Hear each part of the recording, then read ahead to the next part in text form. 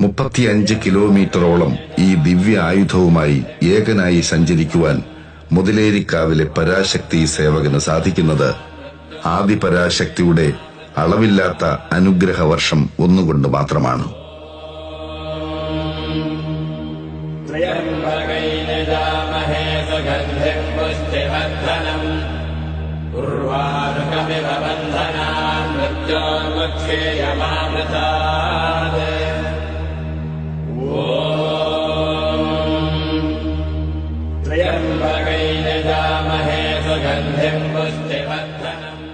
സന്ധ്യയോടെ ഇക്കരെ എത്തുന്ന ദിവ്യഖഡ്ഗത്തെ ഒന്ന് കണ്ട് തൊഴുതു നമസ്കരിക്കുന്നത് ഭക്തജനങ്ങളുടെ മുജ്ജന്മ സുഹൃതങ്ങളിൽ ഒന്നു തന്നെയാണ്. ഭണ്ഡാരം വരവിനൊപ്പം എത്തുന്ന ചപ്പാരം ഭഗവതിയുടെ വാളുകൾ എഴുന്നള്ളിക്കപ്പെടും വരെ മുതിലേരി വാൾ ഇക്കരെ കൊട്ടിയൂരിലെ ശ്രീകോവിലിൽ പ്രൗഢസ്ഥാനം അലങ്കരിക്കും.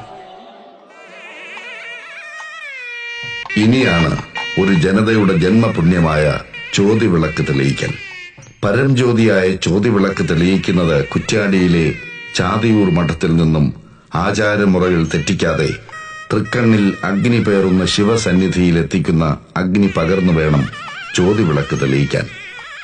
ഇനി നെയ്യാട്ടത്തിനുള്ള സമയമാണ്. അതിനായി നെയ്യമൃത സംഘം മന്ത്രധ്വനികളോടെ യാഗഭൂമിയിലേക്ക് പ്രവേശിക്കും. നെയ്യാട്ടത്തിനായി ചോതി പുണ്യാഹം തളിച്ച് ശുദ്ധി വരുത്തിയ ദിവ്യമായ മണിത്തറയിലെ അതിദിവ്യമായ ശിവലിംഗത്തെ 11 മാസം നെയ്യോട് ചേർത്ത് ആലിംഗനം ചെയ്ത് കാത്തുപോന്ന അഷ്ടബന്ധ ബന്ധനത്തിൽ നിന്നും മോചിപ്പിക്കേണ്ടതുണ്ട്. ആ ചടങ്ങിന് നാളം തുറക്കൽ എന്നാണ് വിളിപ്പേര്.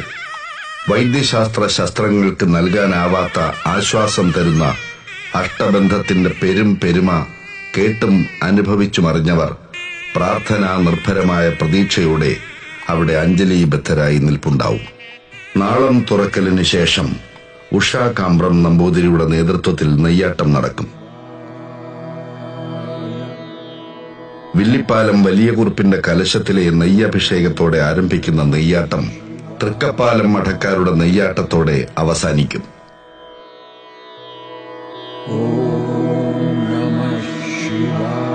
നെയ്യാട്ടത്തിന് ശേഷമാണ് ഭണ്ഡാരം എഴുന്നള്ളിപ്പ്. ഉത്സവ ആവശ്യത്തിനുള്ള സ്വർണം, വെള്ളിപ്പാത്രങ്ങളും ഭണ്ഡാരങ്ങളും തിരുവാഭരണങ്ങളും ചപ്പാരം ഭഗവതിയുടെ വാളുകളും വാദ്യഘോഷത്തോടെ കരിമ്പന ഗോപുരത്തിൽ നിന്നും എഴുന്നള്ളിക്കുന്ന ചടങ്ങാണിത്.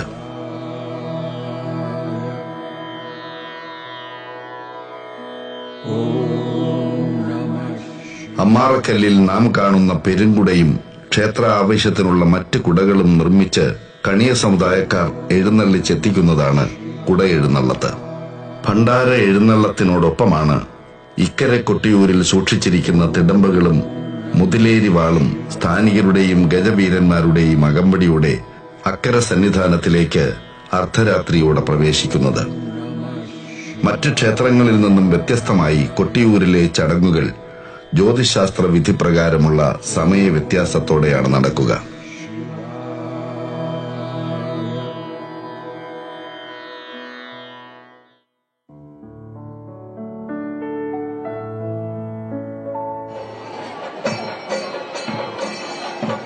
ശിവേലി ലോകമാതാവിന്റെയും ശ്രീപരമേശ്വരന്റെയും തിടമ്പുകൾ വഹിച്ച് ഗജവീരന്മാർ അലങ്കാരങ്ങൾ ഏതുമില്ലാതെ ഈ ക്ഷേത്രമില്ലാ ക്ഷേത്രം തിരുവഞ്ചിറയിലൂടെ വലം വയ്ക്കും. വഴികാട്ടാൻ എന്നവണ്ണം ദേവി മുന്നിലാണ് എന്നുമുണ്ടാവുക. ശിവേലിക്ക് ഏറ്റവും മുന്നിൽ ആയുധവുമായി വടക്കേടത്ത് നായന്മാർ നടക്കും. പിന്നിൽ യഥാക്രമം പാണി കൊട്ടുന്ന ഓച്ചർമാർ, സമുദായി, പന്തമേന്തുന്ന പന്തക്കിടാങ്ങൾ എന്നിവരുണ്ടാവും.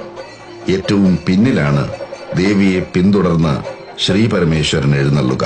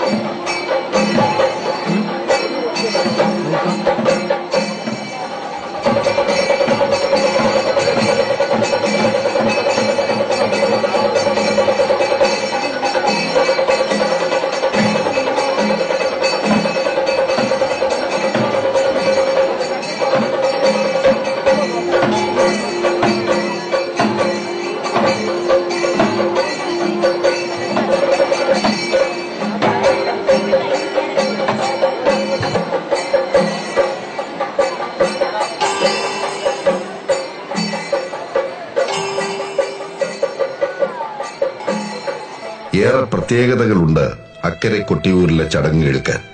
അതിലൊന്ന് കയ്യാലകളിൽ എവിടെയും പാചകം ചെയ്യാൻ പാടില്ല എന്നതാണ്. ക്ഷേത്ര തിടപ്പള്ളിയിൽ പാചകം ചെയ്യുന്ന ഭക്ഷണം മാത്രമേ അക്കരെ കൊട്ടിയൂരിൽ അനുവദിക്കുകയുള്ളൂ.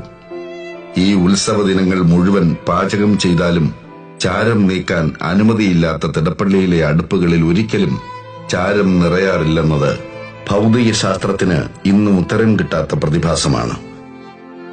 ഭസ്മപ്രിയനായ ഭഗവാൻ അതെടുത്ത് അണിയുന്നത് കൊണ്ടാവും ഒരുപക്ഷെ അവിടെ ഭസ്മം ബാക്കി കാണാത്തത്.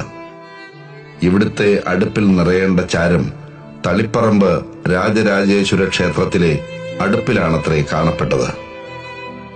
എല്ലാം ഒന്നെന്ന മഹാപാഠം പറയാതെ പറഞ്ഞു പഠിപ്പിക്കുന്ന കൊട്ടിയൂരിൽ തിരുവഞ്ചിറയുടെ കിഴക്ക് കൊട്ടേരിക്കാവും വനവാസികളുടെ ആരാധനാലയമായ മലോം ദേവസ്ഥാനവുമുണ്ട്.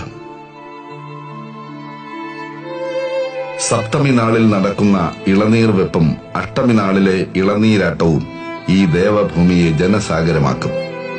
ഈഴവ സമുദായ അംഗങ്ങളാണ് ദേവനാടാനുള്ള ഇളനീരുകൾ കാവുകളിൽ പേറി ഇവിടെ എത്തിക്കുന്നത്.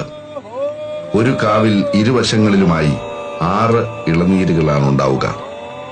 ജന്മസ്ഥാനികരായ എരുവട്ടി തണ്ടയാനും ആയിരത്തി തണ്ടയാനും ഇളനീരിനോടൊപ്പം എണ്ണയും എഴുന്നള്ളിച്ചാണ് എത്തുക.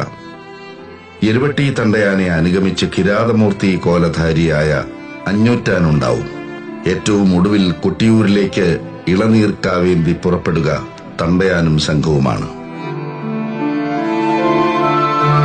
ഇനി ഇളനീർ വെപ്പിനായി മന്ദംചേരിയിൽ ഓങ്കാരം മുഴക്കിയുള്ള കാത്തിരിപ്പാണ്. സ്ഥാനികൻ പട്ടും പോളയും വെള്ളിക്കിടാരത്തിലെ തീർത്ഥവും സമർപ്പിക്കുമ്പോഴാണ് ഇളനീർ വെപ്പിനുള്ള ദിവ്യമുഹൂർത്തം സമാഗതമാവുക. ഏറെ നാൾ നോറ്റ കഠിന വ്രതം സാക്ഷാത്കരിക്കപ്പെടുന്ന അലൗകിക മുഹൂർത്തം. ഇനി ഇളനീർക്കാവുകളുടെ സമർപ്പണമാണ്. ജന്മദുഃഖങ്ങളെ ഇളനീർക്കാവുകളിലേക്ക് ആവാഹിച്ച് ഭക്തർ ഹൃദയാന്തരാളത്തിൽ നിന്ന് ഉരുവം കൊള്ളുന്ന പ്രണവധ്വനികളോടെ അവ തിരുവഞ്ചിറയിൽ തന്റെ ഇഷ്ടമൂർത്തിക്ക് സമർപ്പിക്കും.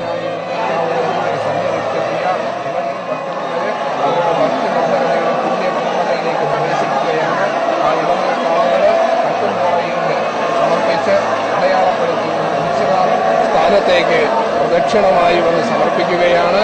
ആ കട്ടുംപോളയും സമർപ്പിച്ച